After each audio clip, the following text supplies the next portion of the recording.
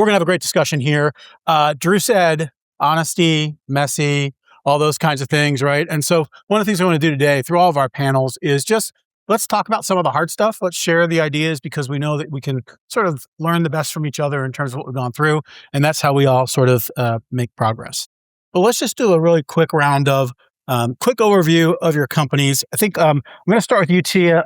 So to me, the through line is you took a temp job at your staffing agency in 1994, didn't quite figure it out the right way. You've now run it for about 3 decades and built it in 7 offices across Northeast Ohio. So just tell us quickly about, GreatWork. Yeah, thank you, Steve. And thank you for allowing me to be on this panel. It's it's an honor to be between these two very successful gentlemen. I own GreatWork Employment Services. I have a lot more wrinkles now than I did when I started. And it was a family-owned business that had just begun with my parents. And we go out to manufacturers and warehouses and employers in the area, and we help them identify good employees and hire them. And it's worked really well. And we've ended up with 6 offices in Northeast Ohio, and I've got a staff of about 25, and have really just focused on our reputation in this area. Awesome. So Jorge, you've been a Marine flight surgeon, a Harvard-trained skin cancer surgeon, a case faculty member, and then you kind of walked away from all that security in 2011 to open one office in Concord, Ohio.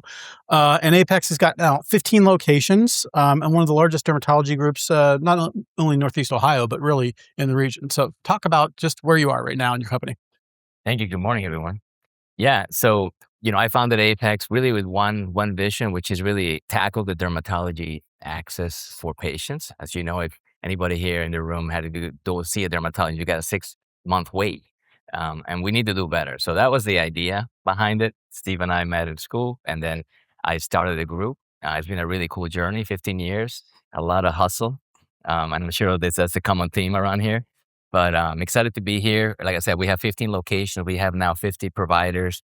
We cover from general dermatology to skin cancer surgery, which, by the way, I just had skin cancer on me. So please get checked. And then we do, also aesthetics and the clinical trials too. So it's a 360 approach to patient care. And our focus still is same-day access for the patients. So thank you. I'm excited to be here. Boy, thank you very much. And Ben, so you've got 2 perspectives you're bringing today. You've spent 20 years in Silicon Valley backing companies like Lyft and Kayak before they're household names. And then 6 months ago, you made a huge investment, I think the most important one for our region here, in terms of picking up the rubber ducks from Ken Babby. But you've been an operator too. Just give us a little bit of who you are. Yeah. First off, Steve, thank you for having me today. And it really is an honor to be on the stage with Tia and Jorge. So my background is a bit mixed. I spent about 20 years, actually 25 years in tech. I co-founded a venture capital firm. Steve mentioned a couple of the investments that we made. I also started a couple of venture-backed startups. So I went from investing to actually operating.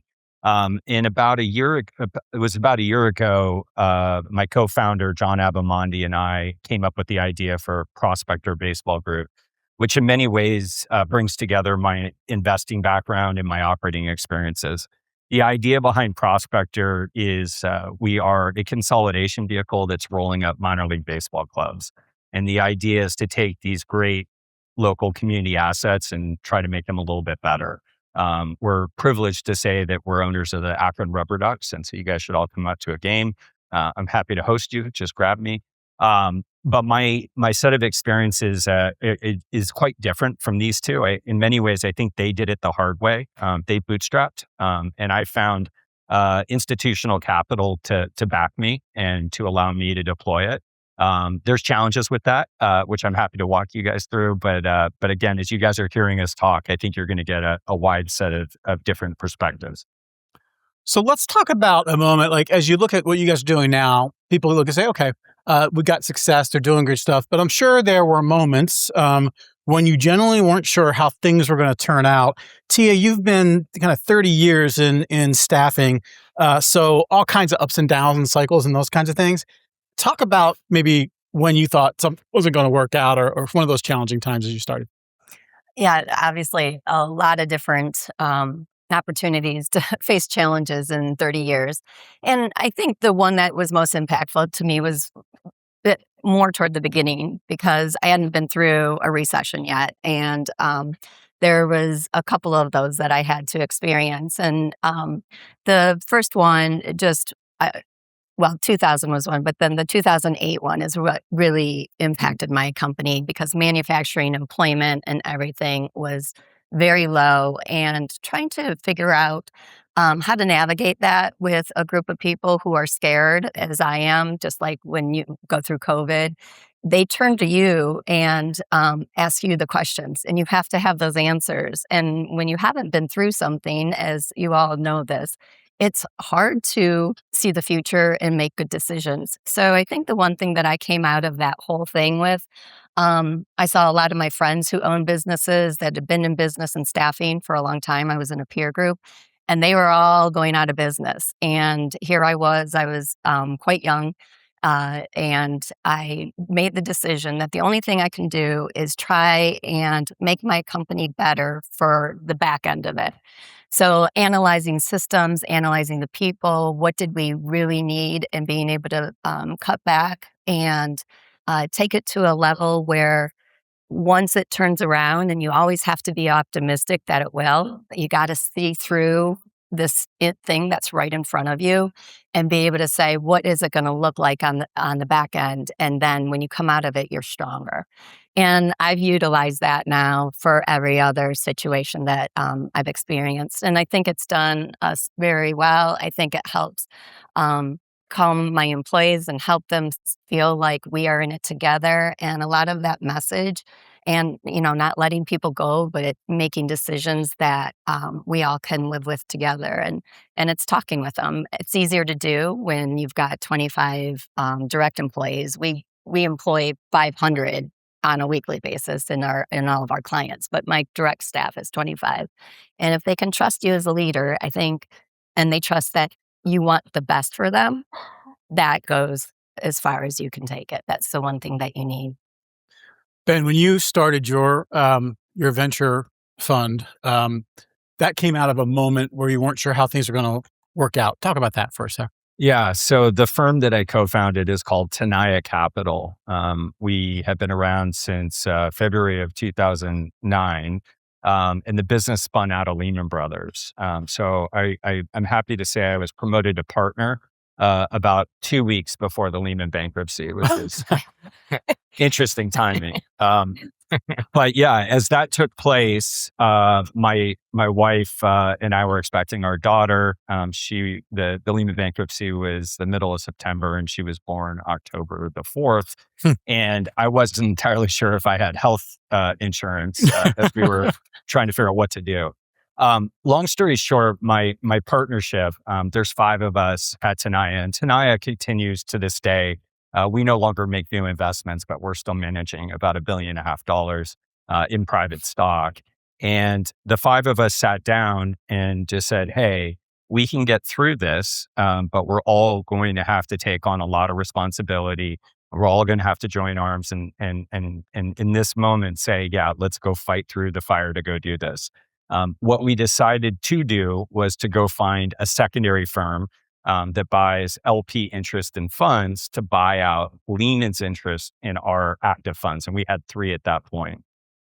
We are very lucky that Lehman was a major LP, limited partner, but not the only one. And so we found a firm called HarborVest, which believed in what we were doing and who we were, and took advantage of this market dislocation during the financial crisis to buy Lehman's LP interest and then pick up all the unfunded commitments. And so what that allowed for us to do is to effectively swap out limited partners and then continue the journey. It was an easy decision to change the name from Lehman Brothers Venture Partners to Tenaya, but it was a very difficult period. I slept in the office for pretty much 2 weeks, and we had to pull together diligence materials for each of our investments that we had to rep and warranty from a legal perspective. These were, call it 50 to 60 page books that had historical financials, very deep descriptions of technology, what the competitive universe looked like. And so, it was just constant work. But what came out of it was amazing. The five of us got to continue on the journey. We never added a partner nor lost a partner since I became a partner. And so it's been a really special partnership. I've grown up with these individuals. Multiple of them are grandparents now, and I've got to see them, have their kids get married and now have children. But yeah, that only happened because of the fortitude that they all had in a pretty dark hour. Jorge, when we met, we did some work together in an MBA program, and I'm so impressed with this, surgeon, this military vet, this guy who just got through all your training and your resident, and you were like killing it over at university, and then you decided to just change everything. Yeah, similar to Ben, I quit my job at UH, and then about a month later, my wife texted me like, "I'm pregnant." I'm like, "Oh, I had no insurance. We're just starting this venture." And by the way, she's almost 15. My wife didn't make it to the hospital. I delivered her at home. Right. That's another story. And a brand new home, so you just committed to, right? Yeah. I mean, but all kidding aside, right? It's been a journey, right? For me, just to put it in perspective, when I started, we had a group of 2 or 3 people, and I, trying to get going with dermatology in Concord. And, honestly, the first couple of months I was there, one of the insurance companies just kind of pulled the plug on me, honestly. And I'm just starting out. I have basically a day, and I'm thinking, well, what's going on? What did I do? You kind of feel that pressure. You're starting out, as you all know, even if, as you grow, I still feel personally responsible for the staff that we have, right? So I'm like, I can't let these people, down. So my thought process is like, hey, maybe what I need to do is, maybe go across the street. I could have another location. Maybe that's how the health insurance here things look. You need more market share. So I ended up deciding, well, I'm just going to do a timeshare space somewhere else and in a different location, far from Concord. Really thinking that, well, if I get 2 offices, that might be better, which obviously you guys know that's not the right business decision. But that's kind of how I did it, right? And it was kind of dumb. But, that's how you learn. You learn as you grow your group and your business. You learn by doing kind of dumb things. And, but, to me, that was a big step because, I wasn't really ready.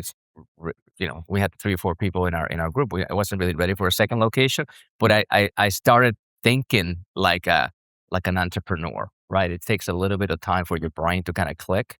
And to me, I would say that's one of the first things that I started to do because now we had to manage 2 offices. We had to kind of be a little bit more creative on things and then start not necessarily putting processes in place with 4 people, but really to start thinking more strategic about things. So that's one of the early journeys that have, kind of happened. And we just kind of move forward with it. So let me pick up on that. So in terms of growth then, your first decision about growth was to sort of satisfy some requirement you thought might exist. Did you make any other sort of risky decisions about growth as you sort of got going, as you thought about what you were going to do next with Apex?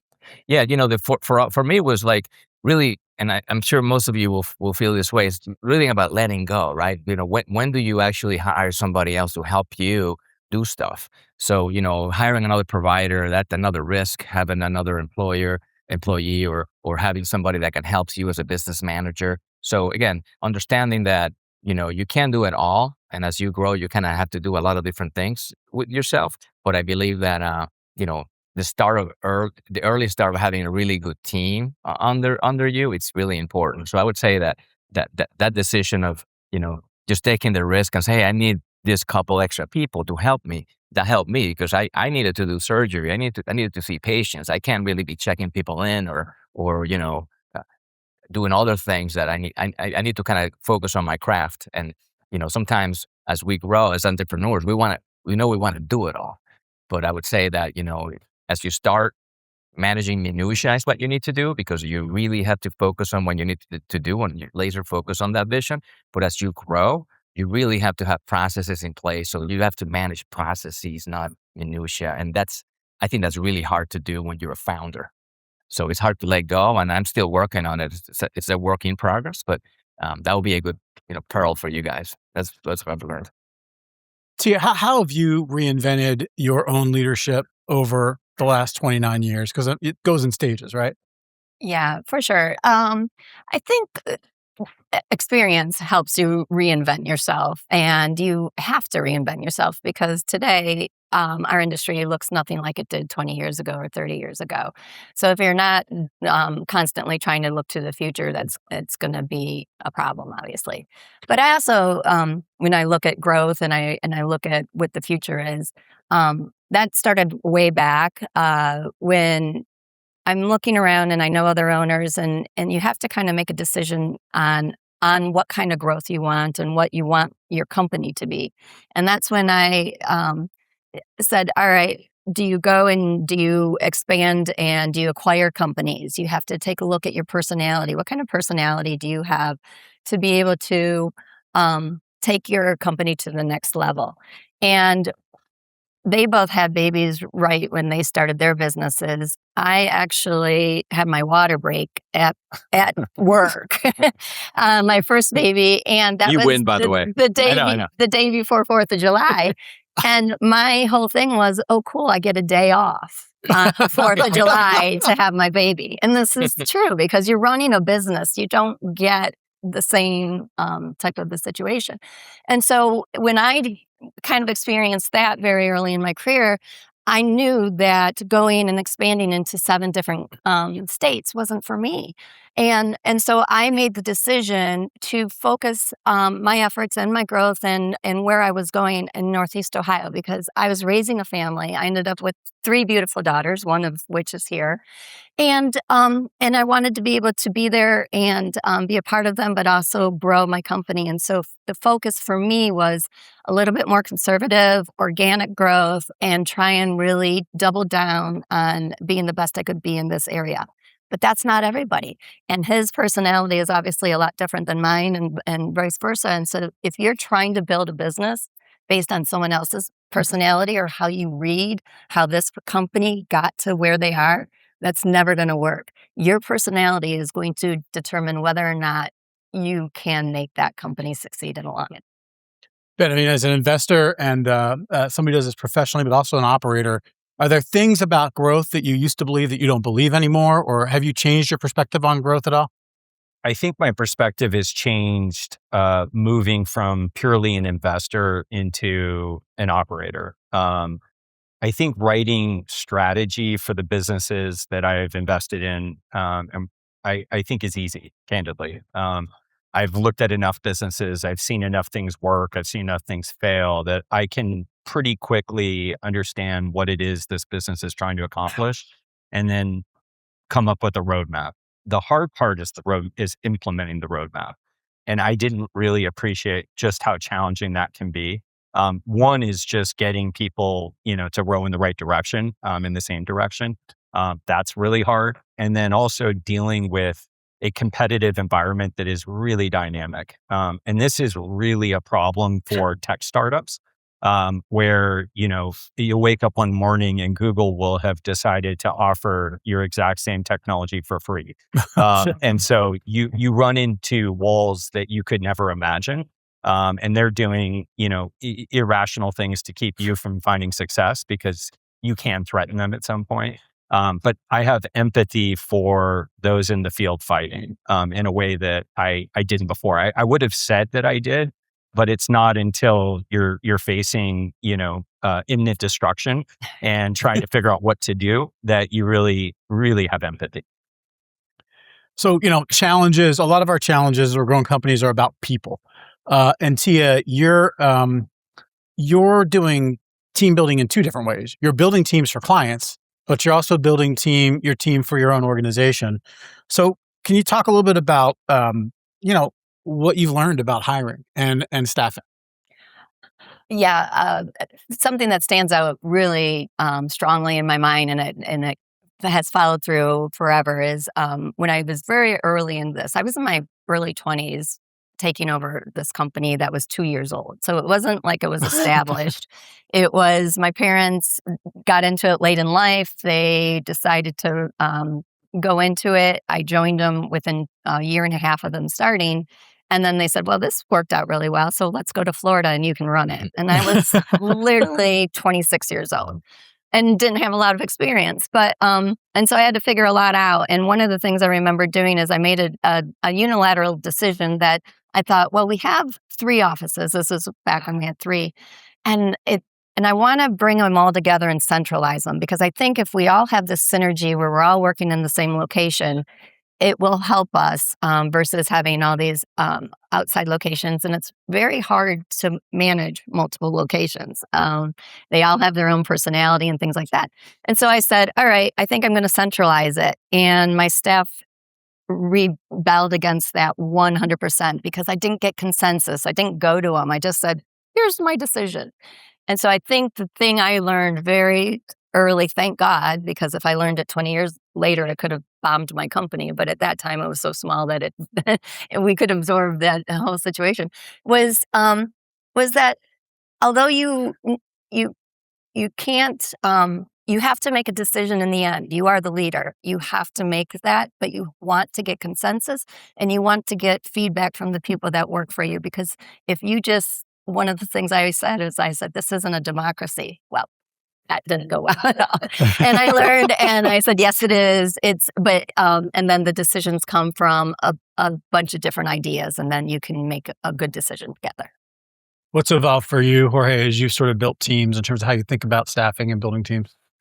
For me, it's really the realization that as you grow and you're going to have peaks and valleys of growth. And I think it's really hard for a founder to understand that this particular individual, for example, took you from point A to point B, but they just tapped out. So I'm sure all of you would agree that sometimes we keep people in certain roles, and what you need is really to upgrade your team. And it doesn't mean that the person is bad or so. I think I struggle with that, and I still struggle with that in terms of like, how do you elevate your team so they can take you to the next level?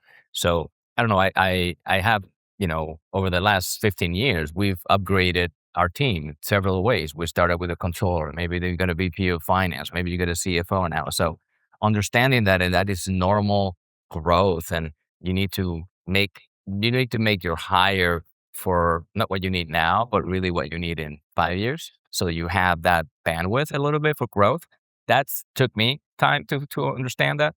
But those are the people that I think will help you, because at the end of the day, I feel that you need to have your team set up so that they know and they get direction.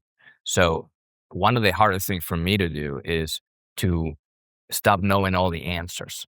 Like comes to the time that I'm a skin cancer surgeon. I'm not a manager of HR, right? So I don't know the policies or things like that. So we need to make sure that, my recommendation is set your team up and really trust the team, but hold them accountable. One of the things that I've used, and I see that you have EOS here as a sponsor, which makes me very happy.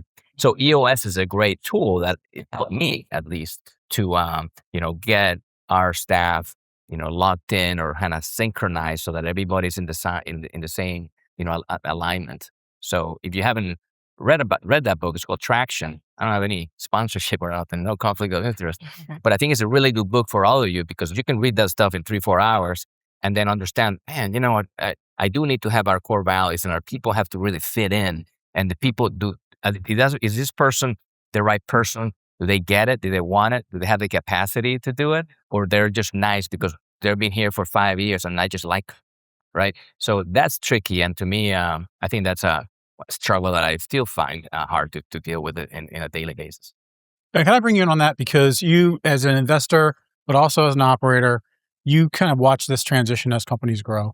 And I think one of the hardest things as you grow is thinking about, how do you stay loyal to the people who help get you there, but recognize maybe that there are limitations there that you got to address for your own success. So can you talk about, like, how do you look for that? How do you see that? How do you deal with that in growing company? Yeah. So first off, it's a very hard challenge. And as I think about my own capabilities as a leader, when I started out working in building businesses, I was really focused on being liked, trusted, and respected by the entire organization. What I came to realize is I just needed to be trusted and respected. There are going to be times where you're not going to be liked. So like just went away. Forget about like just. No, I still aspire to liking, but the reality is you don't need it. And oftentimes the right decision for the organization is not the right decision for the employee. And that is a really hard thing to actually internalize. It's an easy thing to say.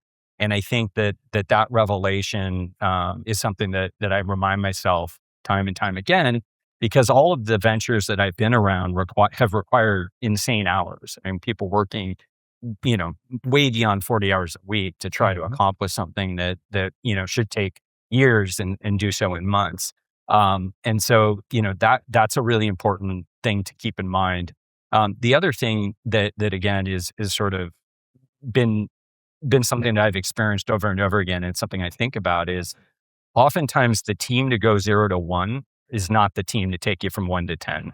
And so you might find individuals that have been incredibly successful as you've started your business or are in an early phase of growth, and they might not be the right people to continue down that path. And that's hard. That is a really, really hard thing to do. But again, back to like, trust, and respect, you just got to maintain trust and respect. You put the company first. If you do those things, good things happen. If you make decisions that are clouded by your emotions for an employee, it's not going to end well for the company. You can operate your business that way, but you are absolutely sacrificing something, and that's hard. And the key is to constantly evaluate and ask yourself as you're running into scaling issues, is this a market issue? Is it my management? Or is it something that's happening with an employee? Oftentimes you can grow those employees if you focus on their deficiencies. And again, I lack of experience is a deficiency. The reality is that they didn't do anything wrong. And so can you throw resources and training to try to get them up to speed? Other times you get into situations where you can hire someone above him or her, and that can alleviate some of the problems. But I think you have to be a little bit ruthless when it comes to evaluating your business and understanding what's working and not working, and ruthless about your own performance. Oftentimes the founder is not the right person to scale the business. I've seen that rodeo over and over again. But these are all the things that I think you have to be cognizant of as you're growing a business. Jorge, Tia, what would you add to that in terms of your own experiences? I couldn't agree more. I mean, I think that, going back to getting the right team, getting the right people in the right seats, I feel that is the most important thing you can do, and let them also make decisions at their level, put some guardrails on, certain things you have to be involved. But I think that's how you can, at least in my experience, scale your practice from one office to a multiple. So I think that having the right team is important, and you have to build your culture, understand, and try to get alignment with your team. And that is just, it's easy to say, but it's hard to do. When you're in the space you are as you're growing, decisions are coming at you really fast, and you don't always have everything you need to make a decision. How do you know when you have enough? Yeah, I've lived my entire life in the imperfect information decision-making sort of paradigm. That's exactly what happens when you're making an investment in a couple of guys or girls in a garage with an idea, or when you yourself are trying to launch something you have ideated and you see some white space and you think you got it right. It's honestly, there's no perfect answer here. What I would say is, when you are at a fork in the road and you're being forced to make a hard decision, find good counsel. That can be people in your space that you trust. It could be people that don't have experience, in staffing or medical, that are just good business people and have a good sort of sense. But trying to make those decisions alone is really difficult. I would say solo entrepreneurship is one of the hardest things to do in this world. I've never done that. I co-founded a venture capital fund. I co-founded 2 venture-backed startups. I had partners, and then Prospector, most recently, I have a partner. So I have, whenever you're in those dark moments and you're alone and you're trying to figure out what to do, I've never had to make that decision on my own. I've been able to go and have a lot of conversations with my partners, my board members, our investors, to be helpful there. And so my advice is to really try to surround yourself with people that you trust and respect, and utilize them. But there are going to be times where you're going to have to jump without knowing how deep it is. And that's just the reality. What I would say though is, and this is something that I learned early in venture capital, is fail fast. Failure's fine. It is not something that you guys should be, believing is nothing that should ever happen. The reality is, if you're never failing, you're probably not innovating. You're probably just trying to keep the car in the same lane, and that's it. The reality is, in a post-AI world where, literally during this session, we could build a website, we could build a mobile app, all automated, and launch a business. You are going to face competitors that are going to out-innovate you. So it's really important to not be afraid of failing and trying new things, but try to get to the answer and fail fast, because that answer is very valuable. Yeah, I would agree with Ben. From a smaller business who doesn't have maybe all the resources, your lawyer or anything like that on staff, one thing that I've turned to are other peers, other business owners. And I think I'm in a group where there's other staffing company owners that were non-competitive and doing best in practice. So we talk about specific things that they are looking at and compare notes, because, other people's failures can also help give you information for you to not go down that same road. And right now we're in the middle of this AI. What company in here is not investigating AI for your company? You have to, and it's a very overwhelming and very large and very fast changing set of information that's coming in, because every day there's another new thing that's shiny, and you got to have it or you're going to die, and that's overwhelming. And so just being able to do the research, asking other people, and not being afraid to fail. You're going to invest in something. Maybe it's not right, but at least you're learning something from that failure. Jorge, anything you add to that? No, the only thing I would say is that, and this is with growth along the lines throughout the companies, is that you really need to kind of understand your business too, and dissect it down to the unit economics, so that, when you're making a decision, you may not be going as blind. Sometimes you just have to do it without a lot of information, but you have to do a little bit of research, and you got to go follow your intuition and say, hey, we did that for clinical trials in our group. That's something that I always wanted to do for our team. And, I didn't really know much about it. I just knew that it was good for the patient, and it would kind of elevate our group, more sophisticated stuff. You have access to new medications, but I didn't know how to run it. So, surround yourself with the right coaching and advice, but at the same time, look at the numbers. You guys understand that. Try to dissect it down to the unit level, and then you have a model, and then you replicate it. And you mess up, like Ben said, fail safe. Hey, we've done that. Pull the plug quick. Okay, we've got to pivot, and that's fine. That's part of the journey, right? And I think that, but knowing the numbers is important as you go through the process. Just one that totally agree. And just one thing to add about AI, given a lot of people ask me questions about it. What do we do? The reality is, the businesses that have thus far been most successful in the implementation of AI have not tried to replace human labor. They've tried to augment it. And I fundamentally believe that is the path. Who knows what things look like in a decade? Things are evolving very, very quickly. But there was this sense for a short while that you don't need computer scientists anymore, that you won't need developers, that everything will be automated.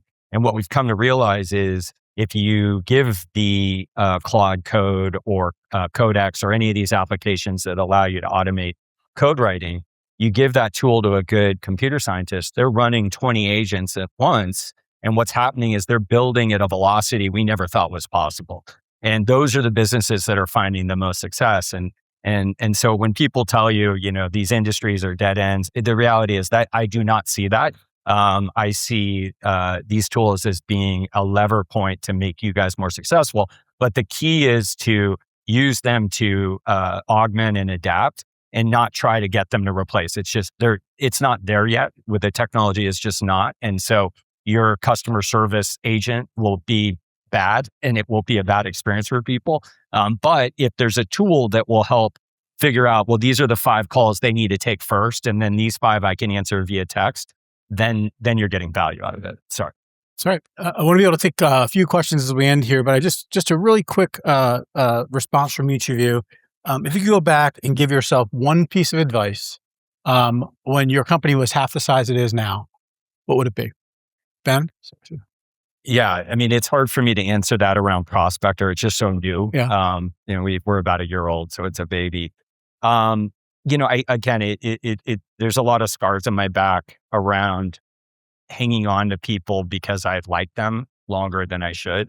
And I definitely learned that lesson, and I've been able to implement it in such a way that my businesses have done better as a result. And I wish I knew that earlier. But I also think you need some humanity. You have to try to take a person that might not be perfect for a job that you really like, that has worked really hard and is a loyal employee, and try to force the circle through the square a couple times to come to realize that you can't do that. That person is going to need to get training outside of your business and then come back. Or there is just a cap as to their capabilities. And again, I wish I experienced that, or I came to that conclusion a little bit earlier. Tia? It's funny, and it does revolve around your team. Most of the things that you learn, and I think the one message I've come to is being able to get my team to hire people that will take them to the next level.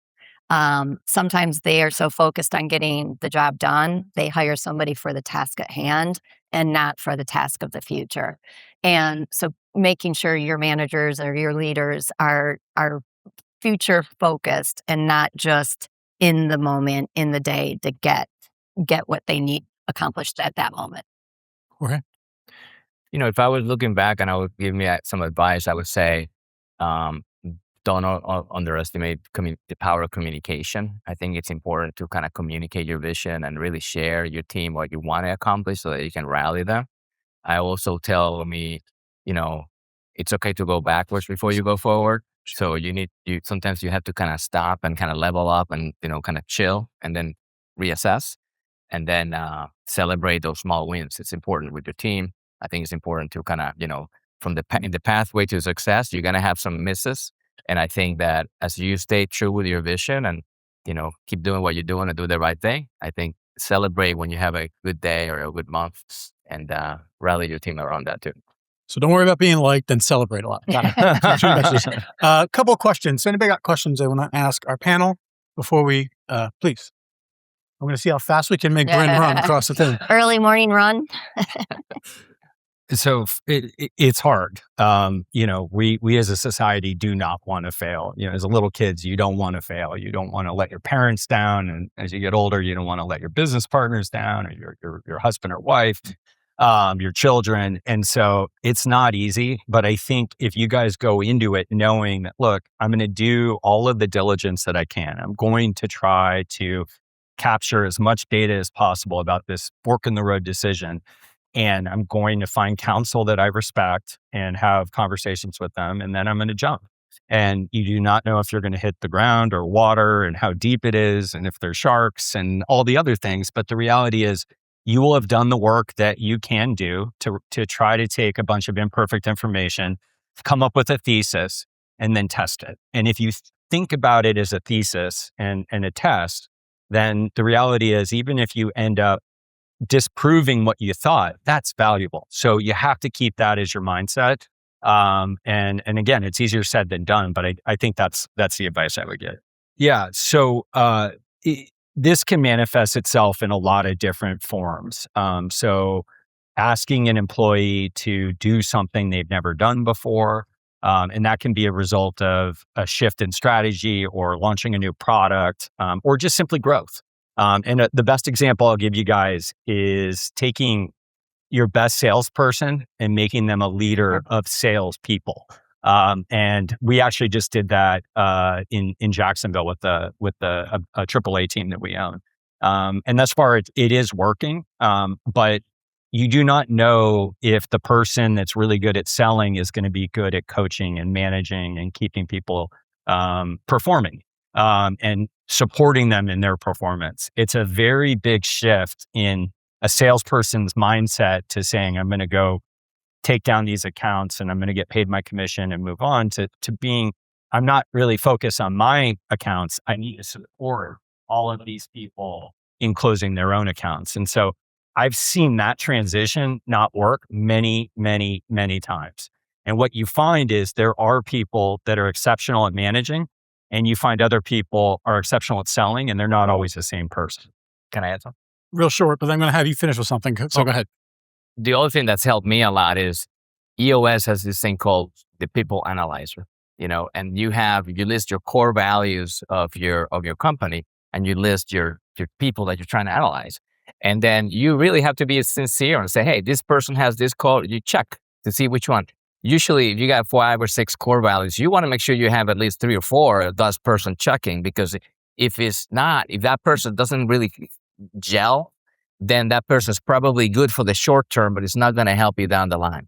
And you have to kind of make sure you also rank him on, you get it, you get the job, you want it, and you're hungry enough, and you have the capacity to do it. Some people really want to do something, but maybe they don't have the capacity. Maybe you coach them up. Maybe you could provide some training. But if you get it, but you don't want it, well, that's not the right person. So there are ways of you analyzing some of the people that you have in your team and making some decisions based on core values, but also on their ability.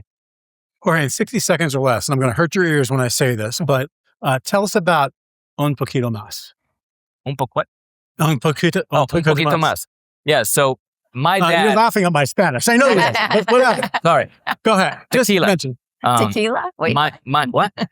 my dad, when I was growing up in Venezuela, he always said, un poquito más. Un poquito más basically means just a little bit more, right? And I think that really stuck with me through my life, because I think that you and all of us here are probably the same. You're successful because you go a little bit more above and beyond what you need to do to make it. And to me, that always kind of resonated with me. And I try to tell my kids that, hey, when you think you're done, try to push it a little bit, set the bar high so that you may not get there, but you know what? Set your hopes right. Thank you, Jorge. I appreciate that. Round of applause for our panelists, please.